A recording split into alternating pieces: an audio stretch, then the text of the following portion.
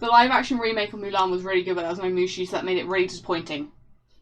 So today we are reviewing the live action remake of Mulan, which was the original classic Disney film set and made in 1998. The story is of a girl, Mulan, who has exceptional chi skills. Important part of the movie, I'd recommend trying to remember that, and has always been treated as an outsider because of this. China is getting attacked by some Hans, or that's what we called them from the original movie. I don't remember what they called in this movie. I think they call the same thing. Maybe not. Don't know. And the Emperor has decided that one man from every household must go and contribute themselves to the army. However, in Mulan's family, they have 2 daughters. They have no sons, which means her father has to step forward and sacrifice himself. I say sacrifice because they say in the movie, if he does go to war, he's most likely not going to come back from it. So, in the middle of the night, she takes her family sword and her father's armour and goes on her quest/adventure to the training grounds where she trains to be a warrior, trying to keep her secret that she is a female. Because as she is doing this, she's potentially bringing disgrace to her family and her whole town if she is found because of it. During her training, she is unsure of her place in the world, whether she should tell the truth and leave, until later in the movie when the witch sets her straight and she risks everything to save the people she loves. The movie was hyped up for its release back in April of 2020, however, like most movies, it had to be pushed back due to COVID. Now Disney decided, because they just started this Disney Plus thing, that they were going to make it premiere access for Disney Plus subscribers. However, a lot of subscribers were very upset with this, because when they announced it, they made it seem that all subscribers were going to get the film instantly. But no, you had to pay a hefty sum of about £20 to be able to view it, which a lot of people were annoyed at, because you had the £5 for the subscription and then £20 for the movie. This made the movie come under criticism, and I don't think it did as well as they were hoping it would do because of it.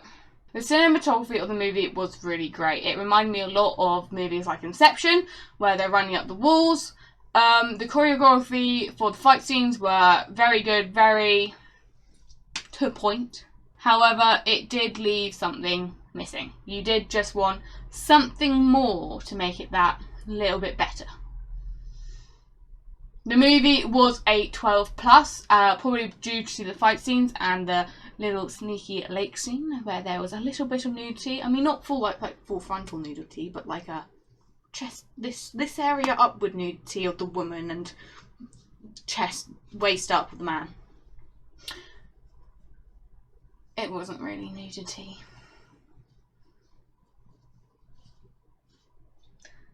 Some of the acting was quite questionable. However, the acting of the witch, played by Gong Li, was very good. I think it was one of the best parts of the movie. Her acting was exactly how you imagine the witch to be. Her persona, her feelings, how in the end, like the original movie, she turns and helps. I think it was very good, and I think it brought the movie back to earth of actually being like the original animation of Mulan.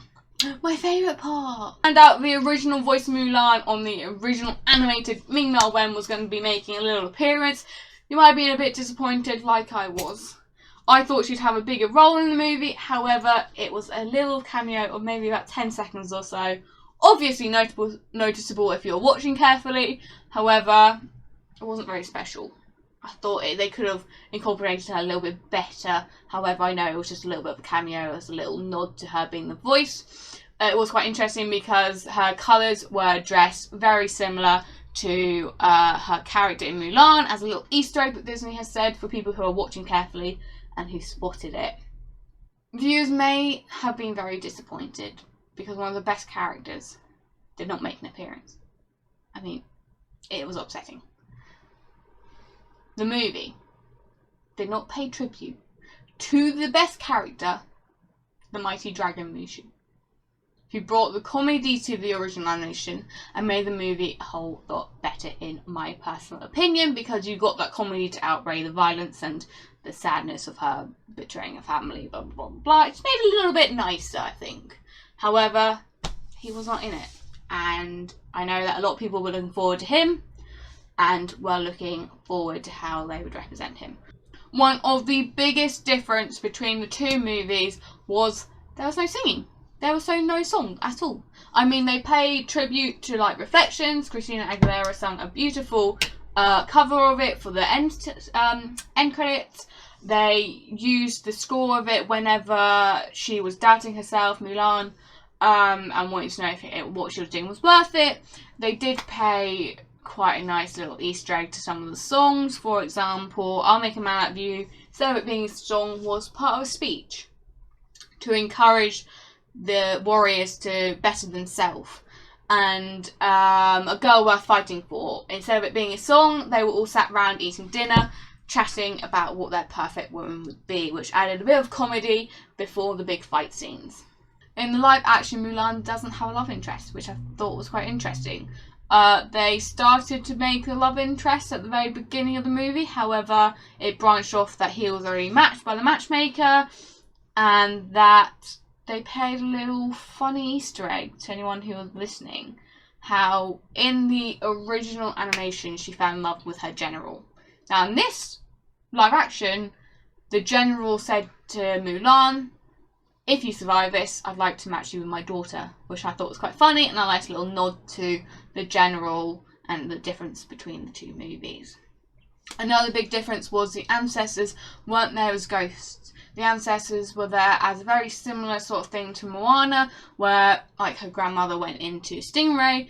The ancestors were in the form of a phoenix, which we got told at the very beginning of the movie and kept going, where the phoenix would guide her in the right direction and would kind of be there and be like, "Come on, get up, go, you're needed." A little bit of a slap in the head saying, "Come on," which I thought was quite good. And then the biggest difference of them all, there was no Mushu and no Creaky. Creaky was the lovable little adorable cricket in the movie. But yeah, there was no Mushu, which was a huge disappointment and brought the overall rating of the movie down for myself. As you can probably tell, Mushu is the best and we miss him very dearly, and he would have been amazing in this movie. The movie got a 5-point-star rating on IMDb and a 70% rating on Rotten Tomato. However, a 50% rating for people who aren't Rotten Tomatoes certified, so the general viewers. Moana, however, was still a very good movie. Whether you were watching it to reminisce about your childhood watching the original, or whether it was just a fun Friday night viewing, it was very good, very enjoyable, and my overall rating is probably a 7 out of 10. However, if there was Mushu, it would be an 8. Thank you for watching. If this review has been helpful and you did enjoy it, please leave a like below. Let me know in the comments what you want us to review next, what movie, or what's just your favourite movie, and we'll see if we can review that. But yeah, hope you enjoyed. Don't forget to subscribe, and I will see you next time with another movie review.